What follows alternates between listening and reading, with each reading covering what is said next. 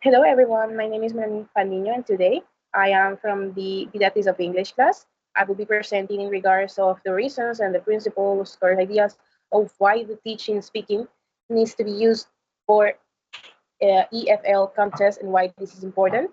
Right now, I will be explaining everything.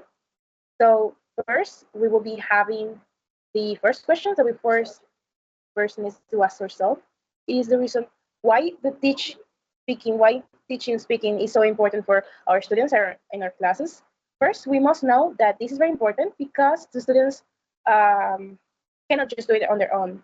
That means that, first of all, the speaking should be and is the primary goal of a language learning. That means that it is the most visible demonstration of language competence.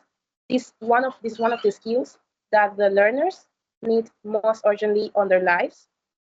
This availability helps them to communicate clearly and efficiently through all of their school and through all of the phases of life. Second, in today's globalized world, the English functions as a lingua franca, which means that this is a shared language across cultures, professions, and academic settings. If our students cannot speak English, that means they are excluded from these frameworks and these um, places. Additional to that, we have the second reason, that the third reason. It is most of all because the speaking is not just the product of learning this language. It is one of the most important and powerful engines that helps the students and learners to be able to produce.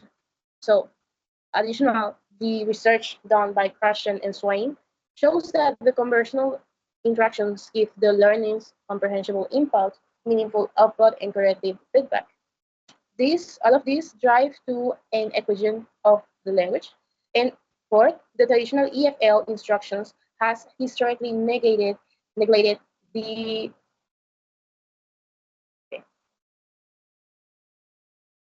we have the fluency and accuracy.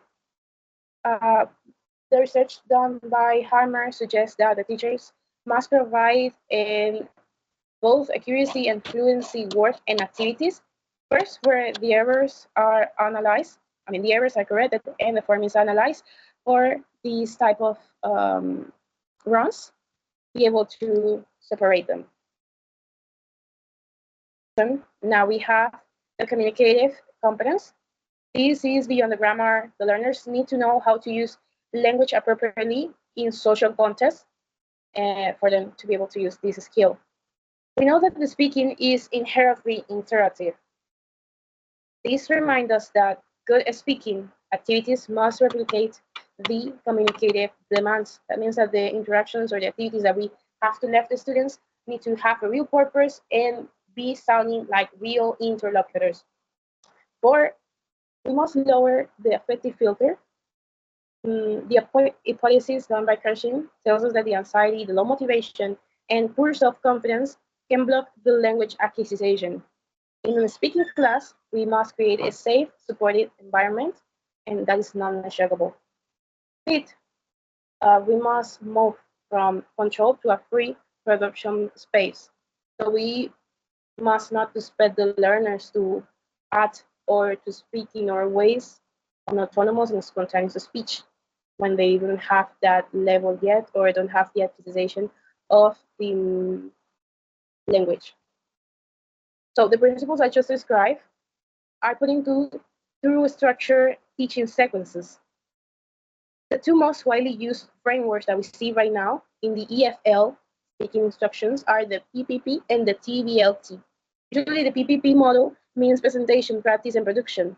This is developed by Harmer, that is one of the most familiar lesson structures in language teaching. In the presentation stage, the teacher must introduce functional language in a meaningful context. That means that the teacher must teach the students meaningful context for them to be able to retrieve the information and be able to practice the skill. In the practice stage is where the students must act and they have to consolidate this exercise set and feel it. And in the production stage, the students should be able to use the language freely in communicative tasks like role play or discussions. We have the TBLT framework, that means task-based language teaching. This was proposed by Willis in 1996. That takes a different starting point. Rather than beginning with language items, it begins with a communicative task.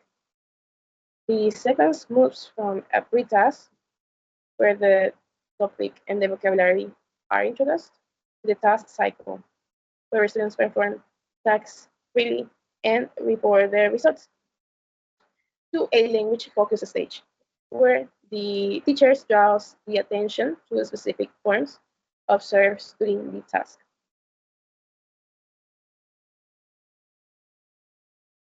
Now we have the strategies and methodologies that we can use. Now, just let us look at the specific strategies and methodologies that bring these frameworks to life in classroom. I'm just going to be mentioning a few of them. We have the CLT, that is an overarching phraseology. It prioritizes the meaning over form and real-life interaction over grammar exercises. We can see that this is an authentic communication. This is an authentic approach to communication, and as both as the means and the goal of introductions. We have the information gap in GSAL activities that create a genuine communicative need, because each student holds different information. That means that the speaking is not optional. It is a way to complete the task.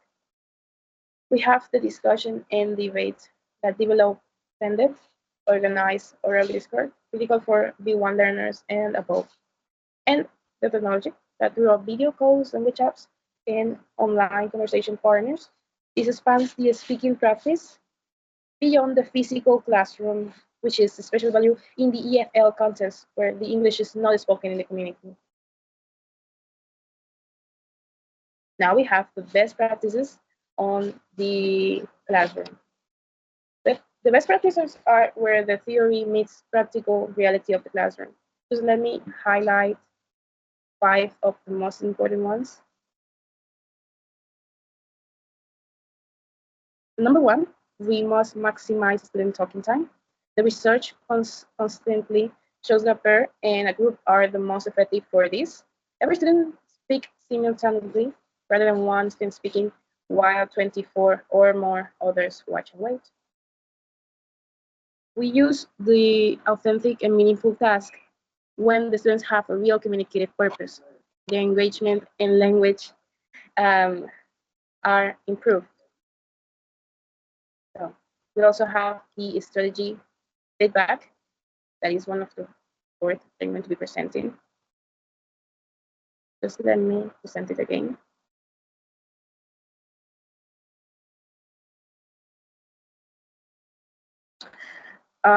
This is mostly used in the fluency task.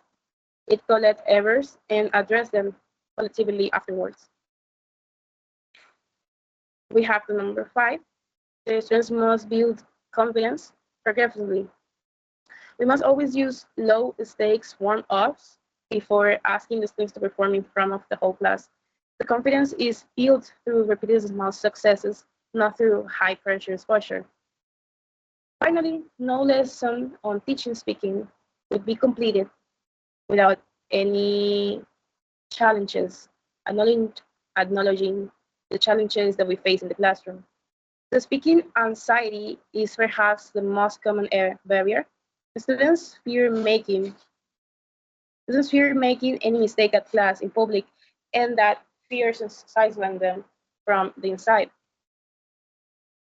We must help them and build a classroom that has a culture where the errors are treated as part of learning.